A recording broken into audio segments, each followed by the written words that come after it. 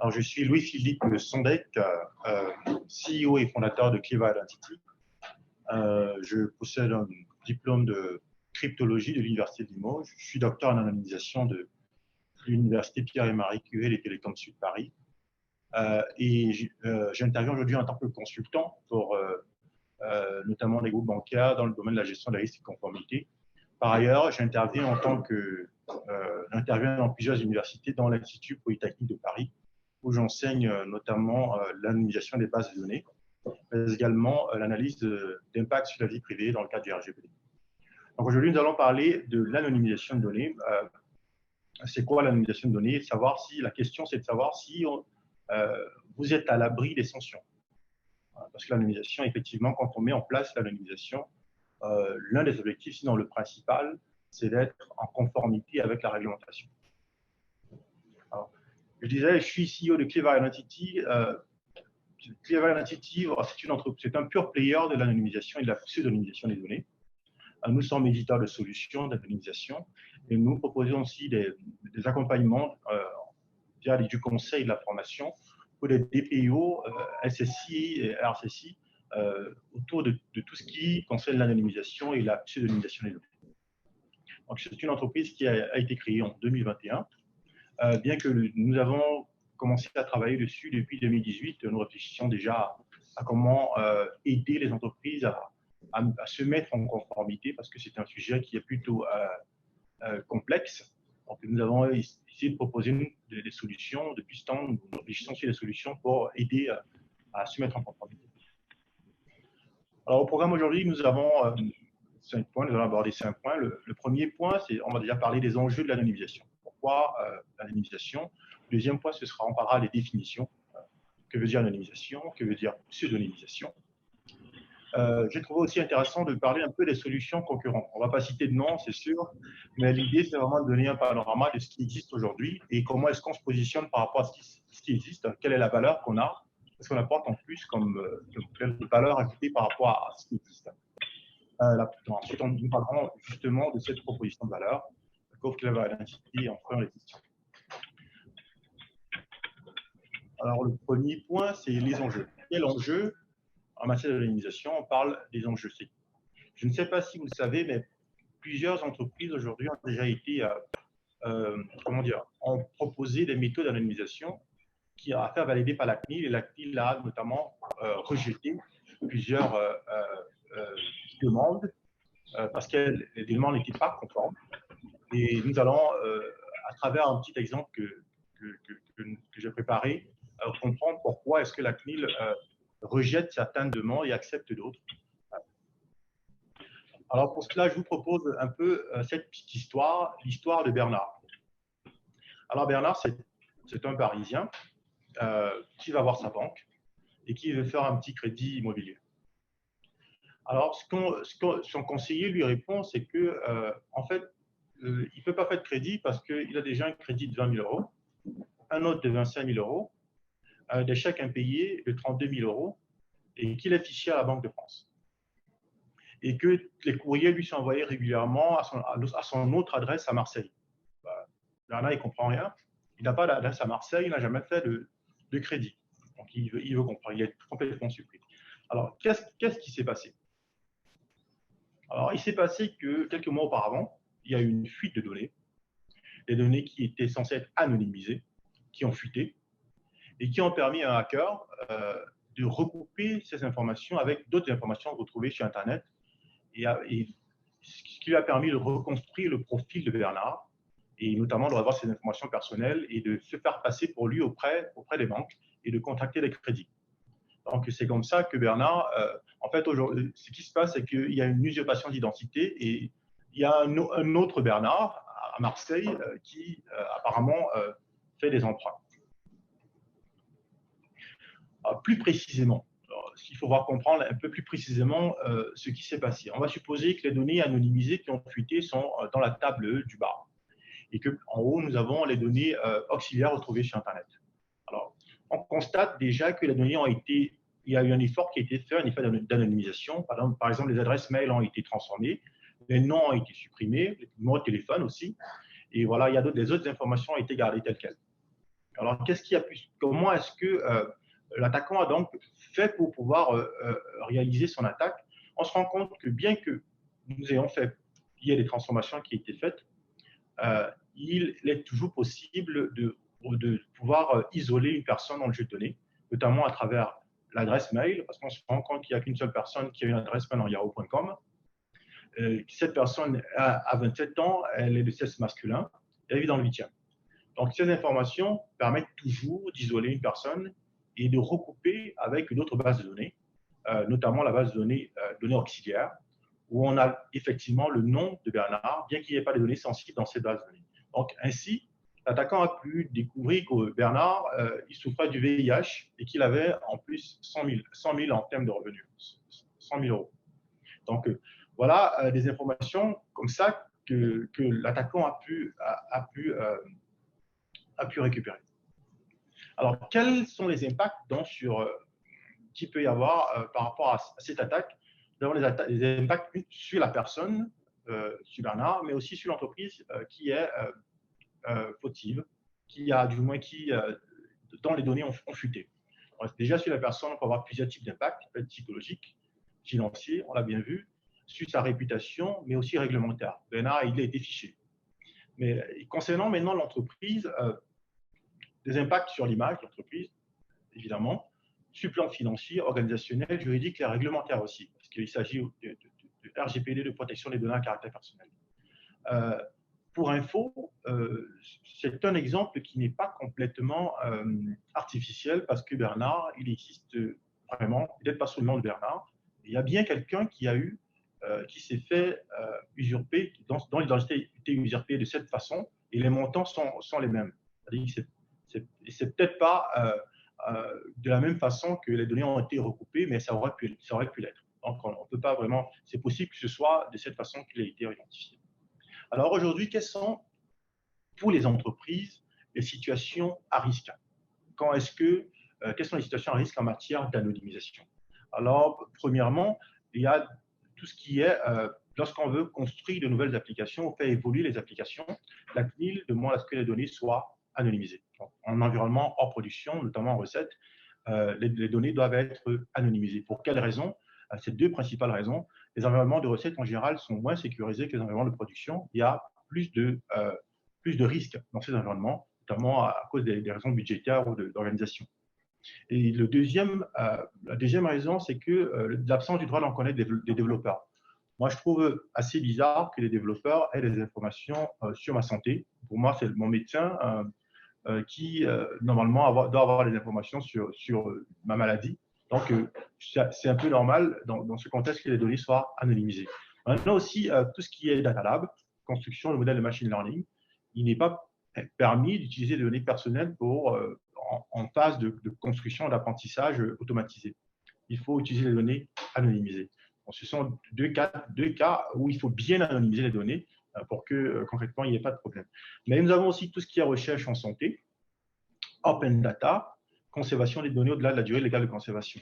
Donc, pour la recherche en santé, on parlait des entrepôts de données de santé.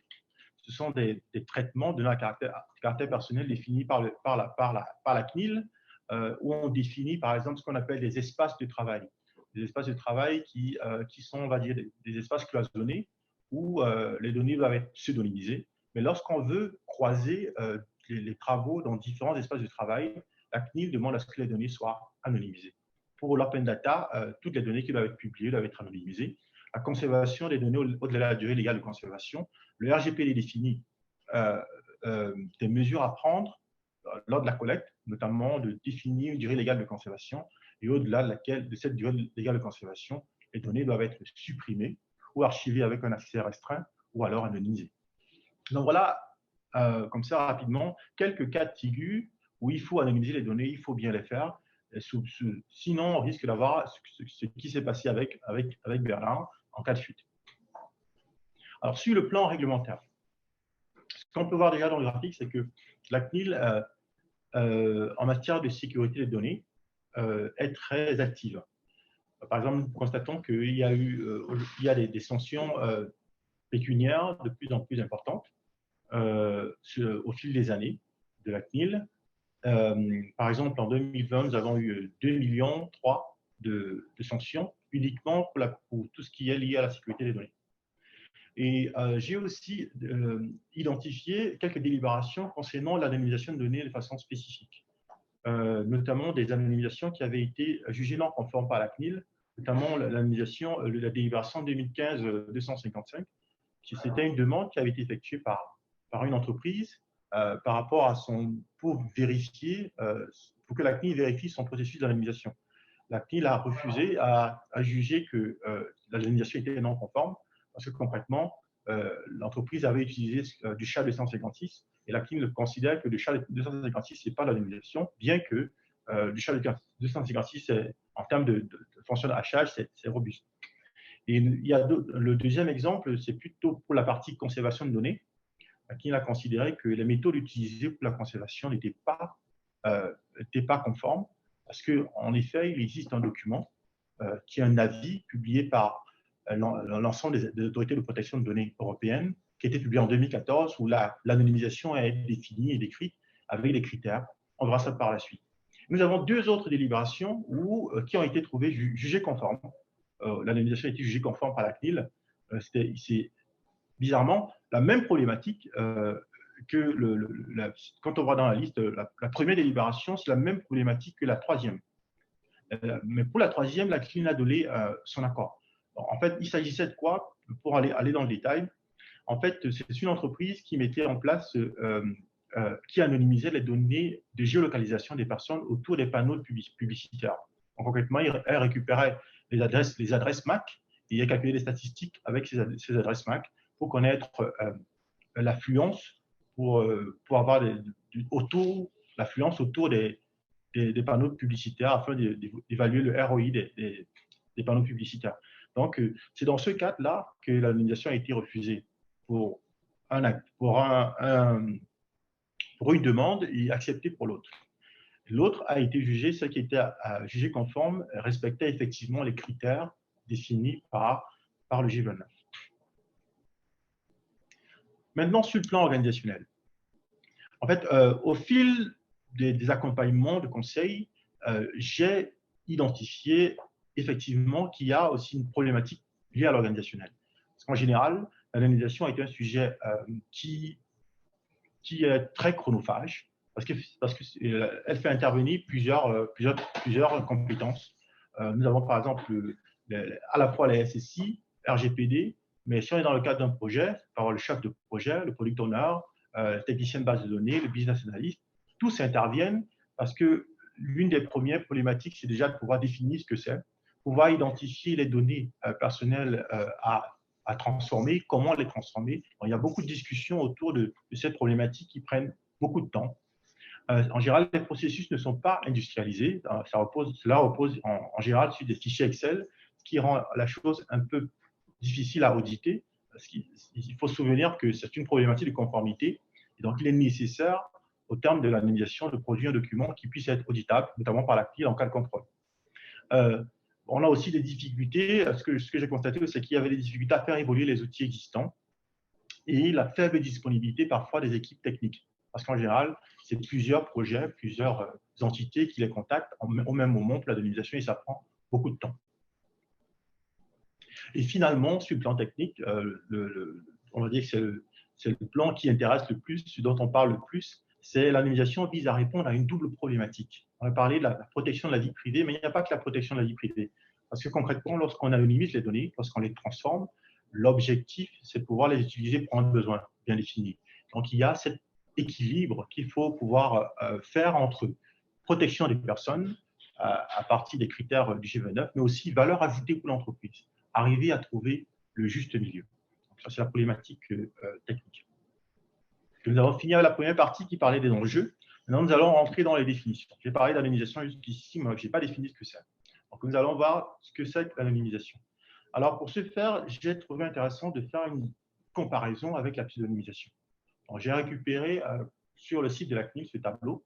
Il est tel quel, hein, je l'ai juste fait un copier-coller du tableau proposé par la CNIL sur les différences entre anonymisation et pseudonymisation. Déjà, concernant le statut des données. Les données pseudonymisées sont toujours des données personnelles.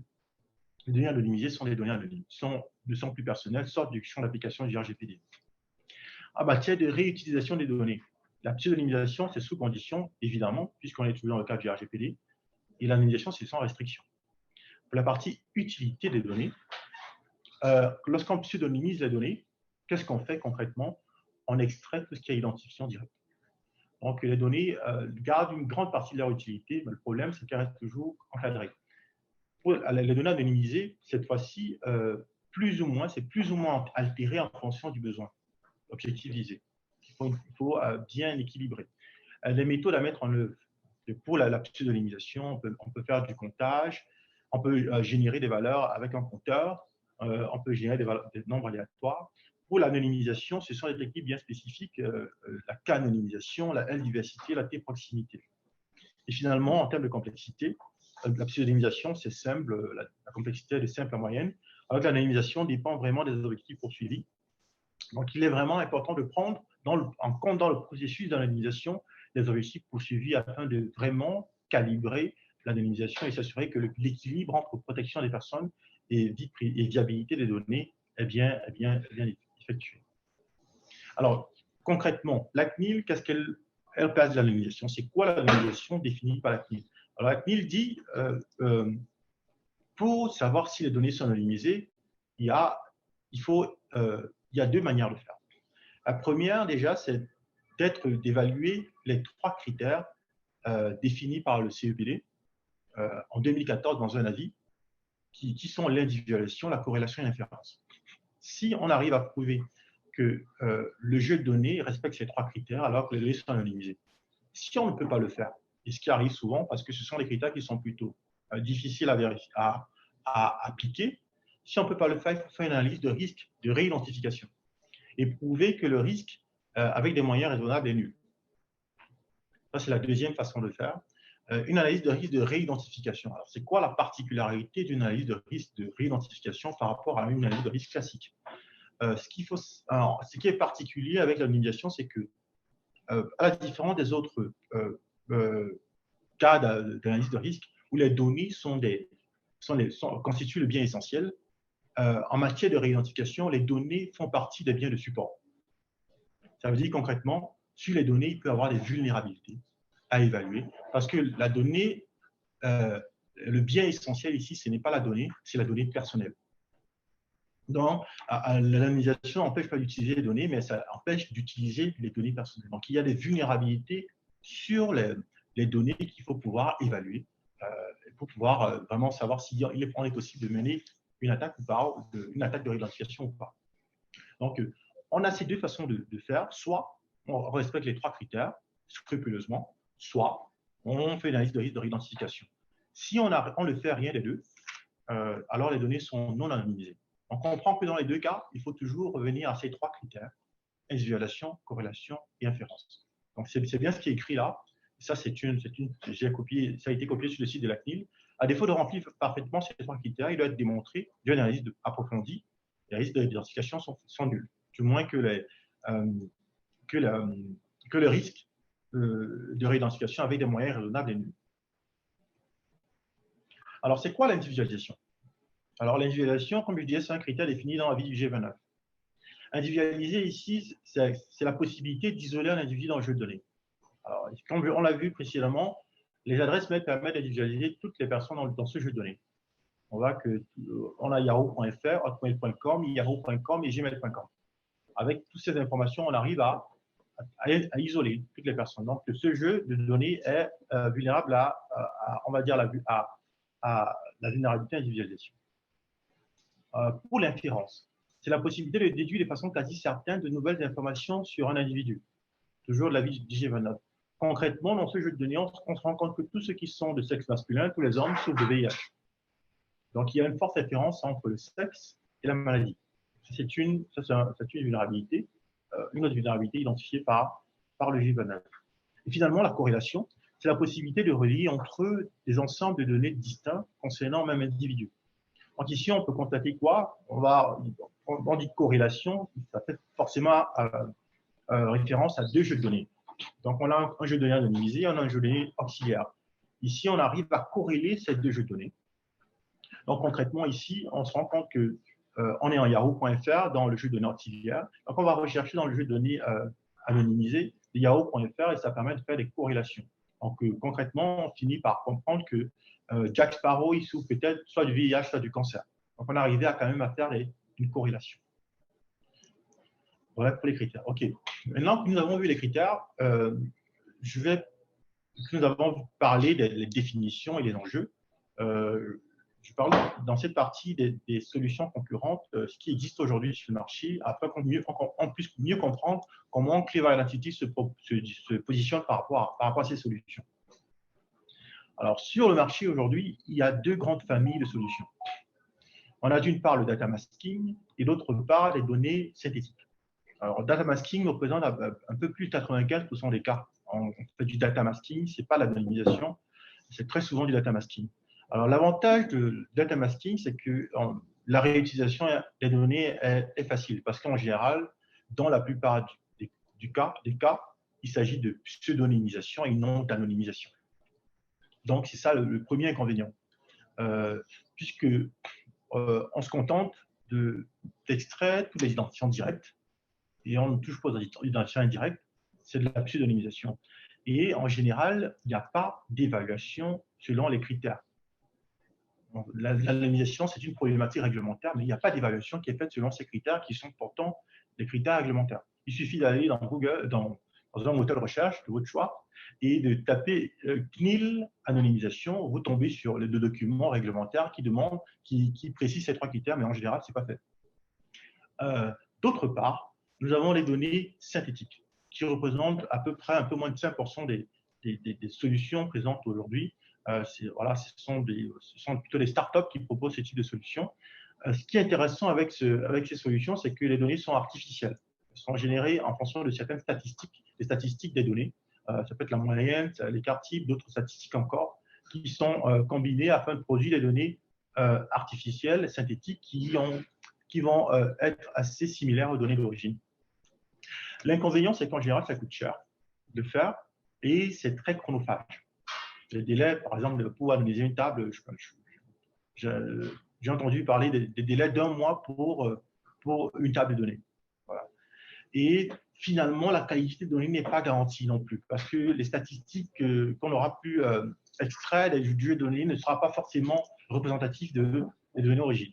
Donc voilà, un peu les deux grandes familles de solutions qu'on a aujourd'hui. Il existe d'autres solutions un peu plus comment dire, sophistiquées. Par exemple, j'ai eu à intervenir pour des entreprises qui anonymisaient des données de télécommunications, par exemple. On utilisait d'autres techniques encore.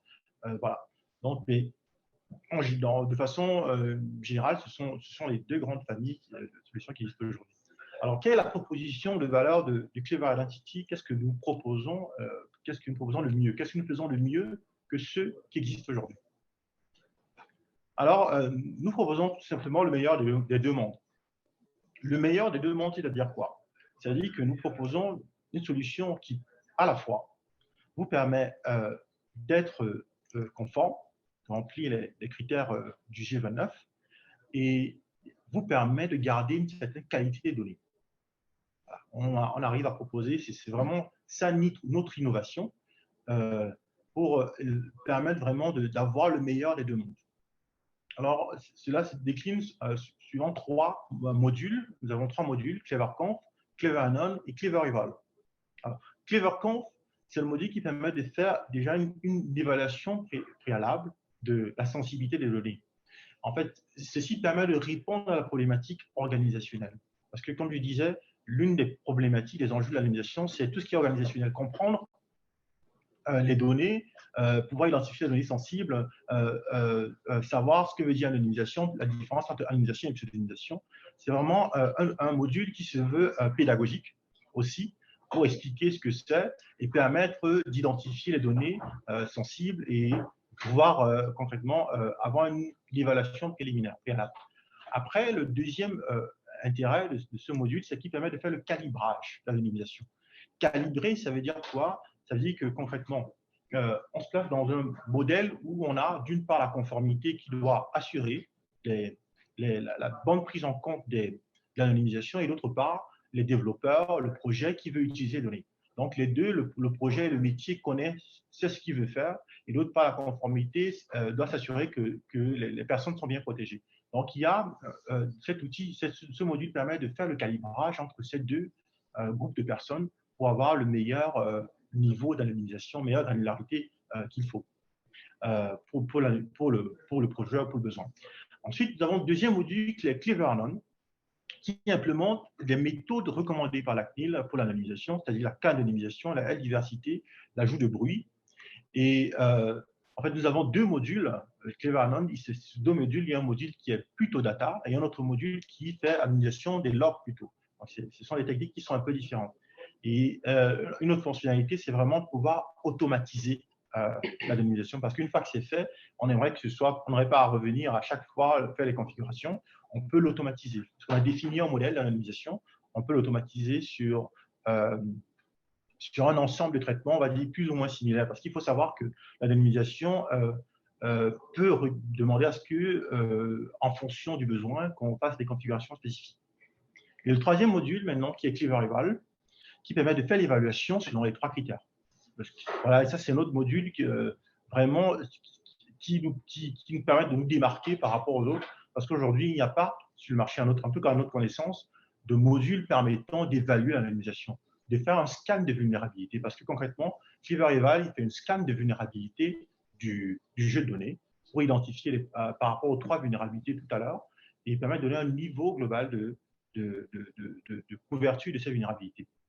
Ensuite, une évaluation du contexte. C'est-à-dire on prend en compte les autres, parce que je disais, les données ne sont pas l'unique bien de support. Il y a les autres biens de support habituels, notamment, on peut regarder tout ce qui est authentification, habilitation, trace. Voilà. Toutes les autres biens de support aussi rentrent. Donc, l'évaluation contextuelle prend en compte aussi tous ces éléments contextuels pour avoir un niveau de risque bien calibré.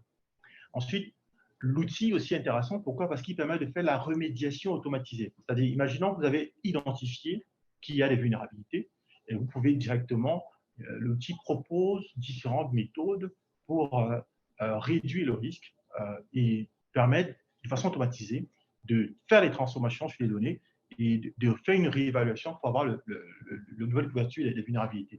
Et finalement, et ça c'est vraiment ce que nous avons vraiment voulu que ce soit quelque chose de complet. Le dossier, il y a un dossier de preuve à la fin. C'est-à-dire concrètement, tout ce qui a été fait auparavant est rassemblé dans un dossier. C'est-à-dire concrètement, le choix, comment est-ce que vous avez fait pour choisir les variables, quelles sont les méthodes que vous avez appliquées, les échanges que vous avez eus, notamment dans le module CleverCamp qui vous permet d'avoir les échanges. Quels sont les échanges qui ont été pris en compte, quels sont les éléments qui ont été pris en compte pour évaluer les données. Tout ça, c'est rassemblé dans un dossier de preuve qui est généré à la fin de l'anonymisation et qui peut servir en cas d'audit pour pouvoir démontrer la conformité de l'anonymisation. Alors, sur le plan en termes d'architecture, ça ressemble à quoi? Les outils CleverCamp, CleverAnon et CleverEval. En fait, on a 3 modules, CleverCamp, CleverAnon, CleverEval.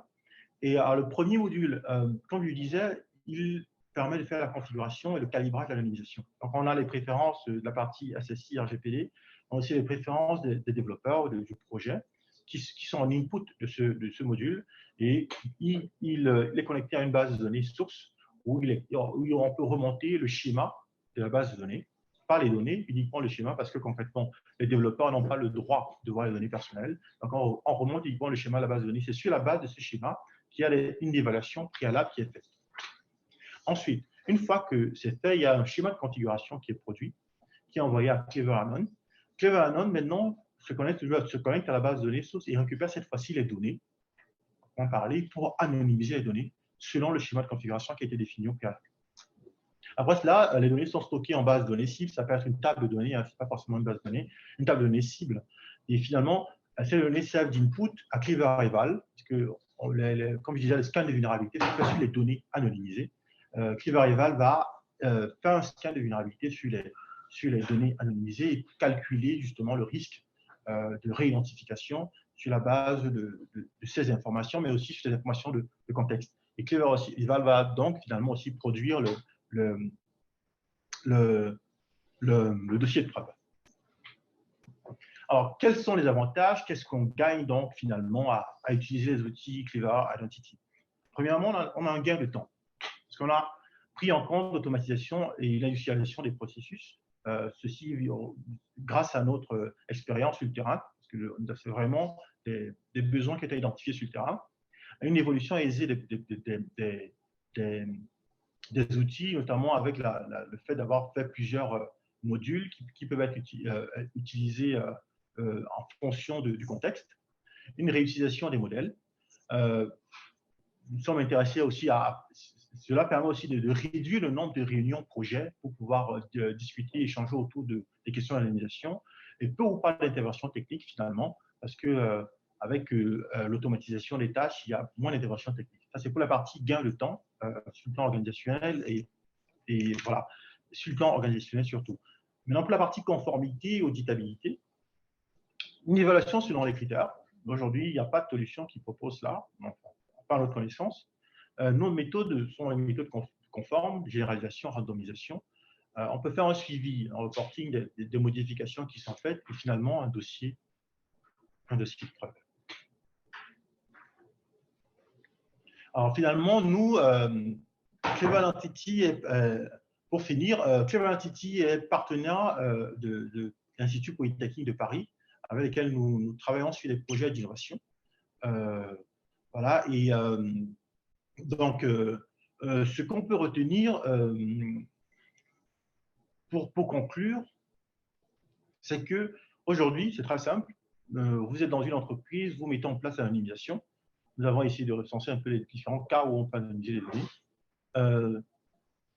Il vous suffit de poser la question de savoir est-ce que vous, aujourd'hui, chez vous, dans votre entreprise, vous évaluez les risques de réidentification selon les 3 critères.